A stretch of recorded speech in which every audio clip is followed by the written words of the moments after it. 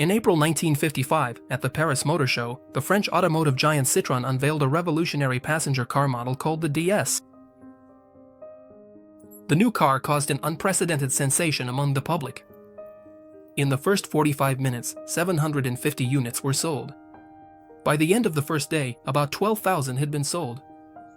Over the entire exhibition period, more than 80,000 Citroën DS cars were sold.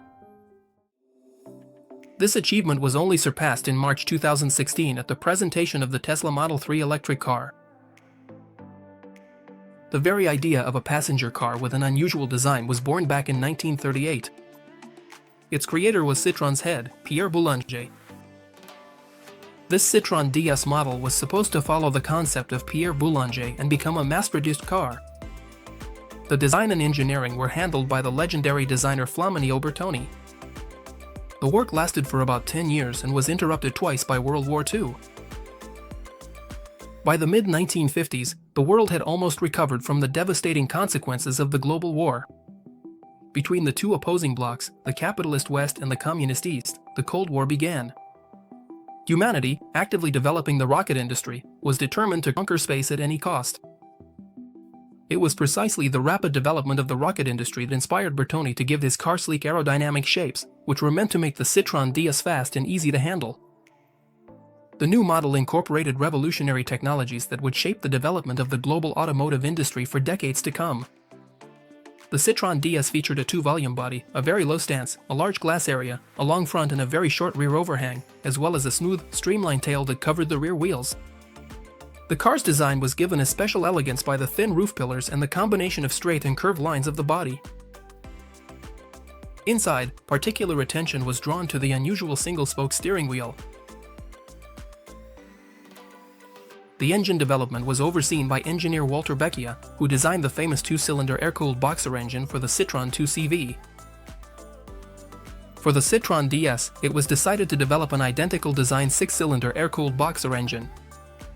However, the new power unit had significant technical drawbacks, specifically overheating of the middle cylinders. Therefore, the first production cars were equipped with conventional vertical 4-cylinder engines, which were installed in such a way that the gearbox was positioned in front of the engine, which itself was shifted as far as possible toward the cabin. As a result, the front part of the hood featured a narrow radiator grille and an extremely streamlined aerodynamic shape. This kind of layout made it possible to efficiently distribute the load across the car's axles and achieve decent riding performance.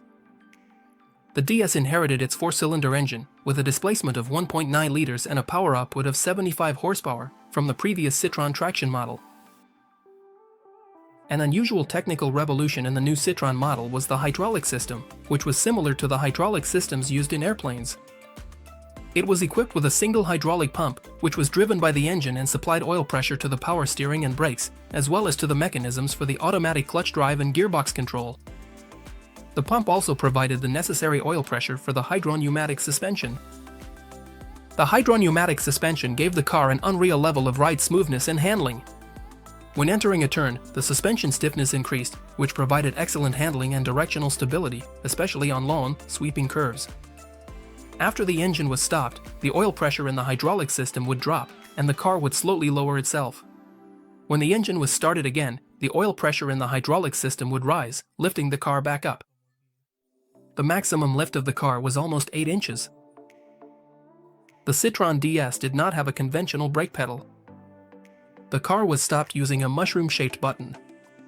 For most drivers, such a system was quite unusual and required some skill to operate. Many drivers were rear-ended because of braking too abruptly. The automatic clutch freed the driver from the need to use a pedal. However, gear shifting itself was done manually using a lever located on the steering column. The Citroën DS was a family car, not a sports car. The maximum speed that the old engine could deliver was 90 miles per hour. The compensation for the engine's lack of power was its fuel efficiency and considerable durability. On the first cars, the hood and trunk lid were made of aluminum, and the roof panel was made of fiberglass. Later on, they were made from conventional steel sheets. The car's body, despite its light weight, was quite sturdy. For a mass-produced car, the interior trim was luxuriously French: carpets, large soft seats, and pleasant upholstery. The flat floor in the back and the large wheelbase made it possible to create a spacious cabin. The dashboard was made from the fashionable plastic of that time. Below the dashboard, there was a gas pedal lever and a brake pedal button. There was no clutch pedal, since the car was equipped with a semi-automatic 4-speed gearbox. Testing and preparation of the new Citroën model took place in secrecy on the sparsely populated roads of southern France.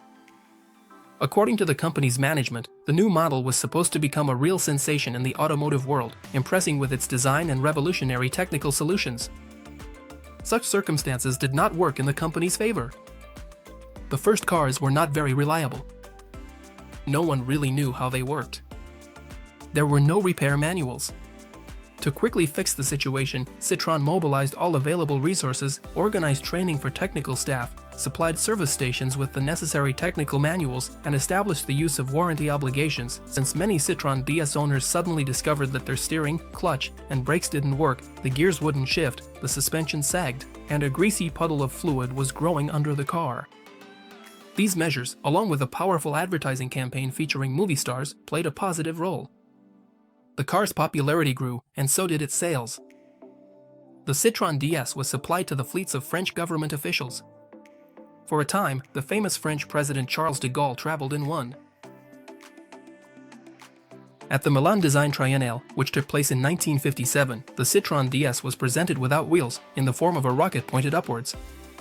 With this, the creators of the exhibit wanted to highlight the car's incredible aerodynamic, streamlined shapes, whose mass production would begin at the dawn of the rocket industry's rapid development and the drive to explore outer space.